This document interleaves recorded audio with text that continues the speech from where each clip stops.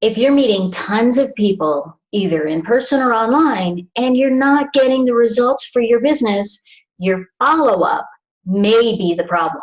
Today, we're going to be talking about creating a follow-up system that absolutely you can follow. Anybody can follow this follow-up system. I'm going to make it simple for you. I'm going to break it down so that it's manageable, it's doable, and it's something that you actually kind of enjoy. Maybe a little bit. So stay tuned and check it out.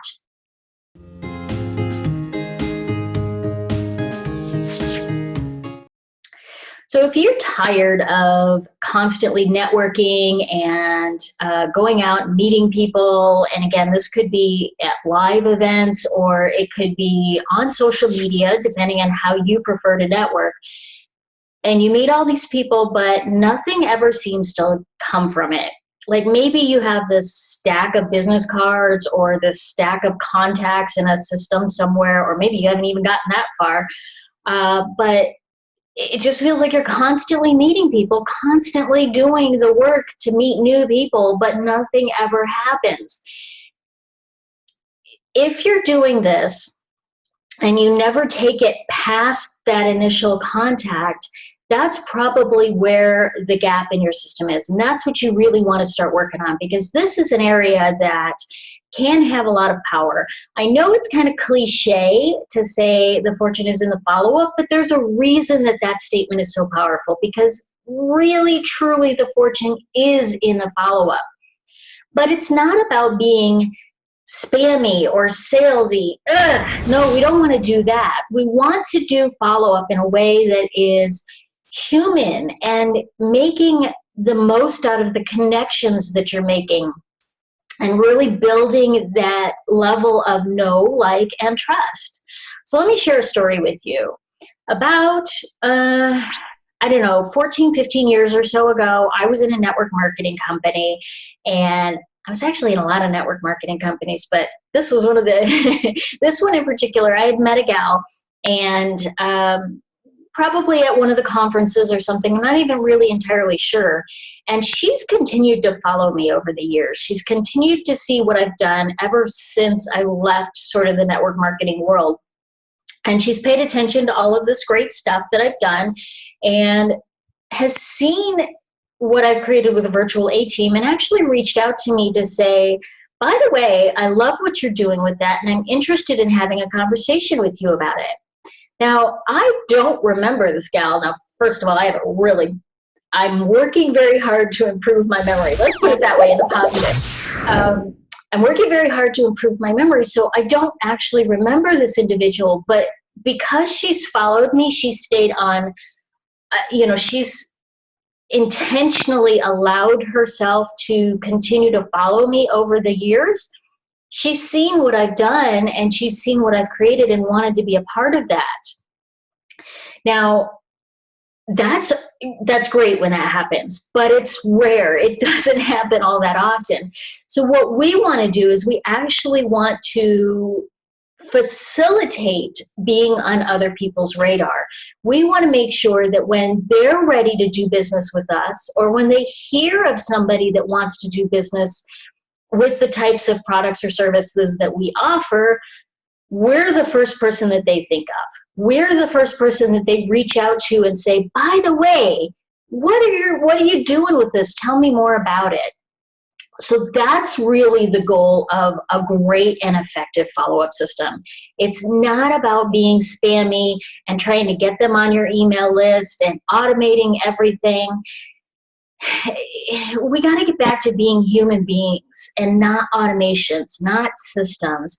We got to get back to that human connection, and this is a phenomenal way to do that. So let me share with you how you can create a really dynamic, a really feel-good type of follow-up program.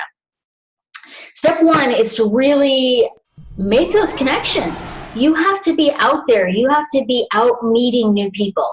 And again, this could be in-person networking events, conferences, those kind of things, or it could be online. It could be via social groups and Facebook groups, LinkedIn groups. It could be just in networking chats that you see. I mean, right now there's a lot of share with me something that you want to do after the crisis is over, because as I'm filming this, we're right in the midst of COVID-19. So, think about some of those different things and places that you're meeting people. Once you've met them and you've connected with them on some level, maybe they have something in common with you. Maybe they want to travel to Bali and you've always wanted to go to Bali too. Or maybe they absolutely love the Cincinnati Reds and that's your favorite baseball team. So whatever that looks like for you, there's a connection. And when you make that connection, that gives you an opportunity to foster and grow the know, like, and trust in that relationship. It's not always about having somebody instantly raise their hand and say, yes, I'm interested in your products or services. Sometimes it's about getting enough information that you can foster that friendship or that acquaintanceship or that engagement somehow. So really, this is kind of the first step. Once we've made the connections, once we say, yeah, this person's on my radar, or I've gotten their business card, or I've connected with them on Facebook, now it's about kind of organizing or sorting the contacts that you're making.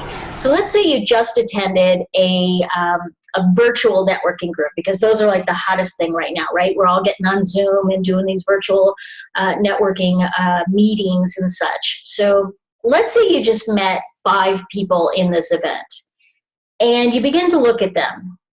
2 of them, you're like, wow, man, that person is really, I really connected with that person on some level. Maybe they were like, yes, they're raising their hand and they are really interested in your products or services. Maybe they're a really good potential referral partner for you and they could potentially refer a lot of business your way.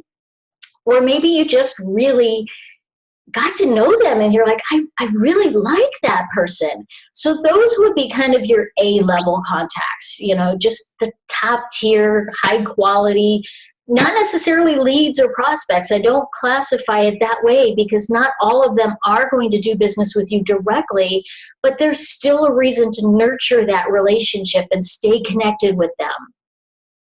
The second tier is kind of like the B level. These are kind of the lukewarm. There was a little bit of something. Maybe they said they might be interested in what you offer in a couple of months, or maybe they gave you some good ideas and you kind of want to follow up with those, but it's not like a high priority for you right now.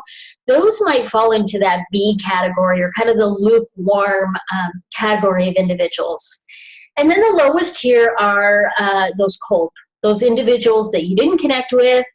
They didn't raise their hand. They were both in the same, you're in the same place with them, but there was really no connection whatsoever. Okay, so my first tip, pro tip here, take those C contacts and just get rid of them.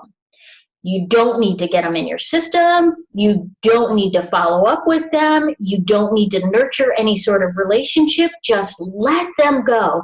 If you reconnect with them in the future and there's something there at that point in time, then get them in your system. But don't waste your time and your energy and feel like you're like pulling teeth to connect with individuals that there wasn't something there from the start, okay? So that's my pro tip for you on that. All right, so we're going to take the A's and the B's. We're going to get them in some sort of a system. Now, I love Cloze. It's called CLOZE.com. This is, it's kind of a CRM, client customer relationship manager, but basically it does what a lot of these mailing systems don't do. It allows you to create a follow-up system for your clients or your prospects or whoever you've just connected with. So you can set it up so that the A contacts, you're going to touch base with them every 2 weeks. And the system reminds you every 2 weeks to touch base with them. Or your B contacts, maybe you're going to touch base every 3 to 4 weeks, whatever you kind of determine is the right frequency for that. And it's going to remind you to keep in touch with them. So you're no longer going to forget and say, oh my gosh, I was going to follow up with that person and I totally forgot. Cloze is a phenomenal system for you. I totally wish this was an affiliate program because I would be promoting it. Well, I'm promoting it constantly anyway. I'm just not getting paid to do it. Oh, good. I love it. So get those contacts in a system. Now, this is one of the things that you can delegate to your team, okay? So there's a lot of things I'm going to tell you that you personally need to do, but there's other things that you can still delegate even with keeping that human touch. And getting your contacts into the system or setting up the system so that it's organized correctly is something that you can delegate to the team, okay? All right, now we've got them in the system. We have it scheduled to follow up with them. How often should we follow up, and what should that look like? Okay, the outreach is something that we sometimes get stressed out about because it feels spammy and it feels icky, and we don't want that icky kind of feel. That's one of the number one reasons why we end up not following up, because we don't want to bother somebody else. Now, let me tell you, if you think that you're bothering somebody else, you're probably coming at it from either a spammy approach or contacting people that really aren't that interested in you. Otherwise, take yourself out of it. A little tough love here. You're not that important. Really, you're not. I love you. You have great things to give to the world, but you are not that important. So if you think that every email message or phone call or text message that you send out is bothering somebody, you're giving yourself too much credit. They're probably ignoring 90% of the contacts that you're making. This is not personal. They're not ignoring you because they don't like you. They're just ignoring you because they have a million other things that they're doing.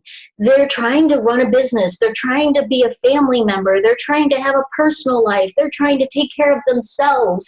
And amidst all of this, they're trying to manage what it is, the content that they're receiving on an ongoing basis. And your emails, your phone calls, your text messages are part of that content.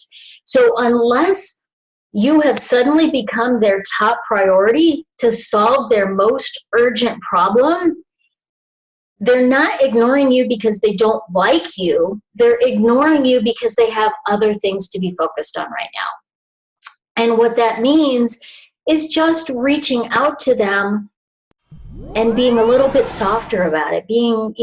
Reach out to them about something you connected. Okay, let's use that. You both want to go to Bali someday. And let's say, right now in COVID-19, we're all kind of closed in. We can't go anywhere. So maybe you reach out to them and say, hey, here's a great article I just found on the 5 best places to go in Bali. We so need to make sure that we get there one day.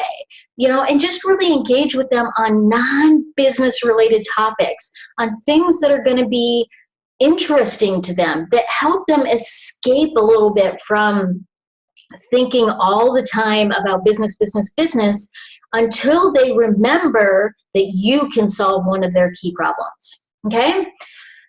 Now, as far as how often you follow up, just, filter it, pay attention to what their interests are. You can create a system and a workflow for it, but if you feel like they're kind of responding with, by the way, hey, I got this, I want to look at it later, can you follow up with me in 2 months, then follow up with them in 2 months.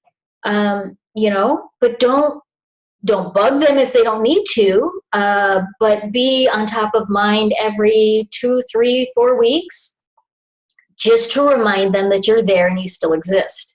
Now, one of the things that I love to do is I love to rotate how I'm connecting with somebody. So one time it might be email, the next time it might be on social media, and then I might send them a quick text message. And these are all different times of day, different days of the week, so that I can try and capture them at a time and a place that they feel most comfortable receiving that information, where they're most likely to respond to that information, because we don't all work on the same kind of level of systems. If you send me a text message and it's not about something that I'm working on for you personally, I'm going to be a little bit miffed. It's just not the thing that I do. I'm not a big texter, but I will text somebody if I know that that's the way that they like to communicate. So rotate your methods and see what works best for that particular individual, and then make a note of it.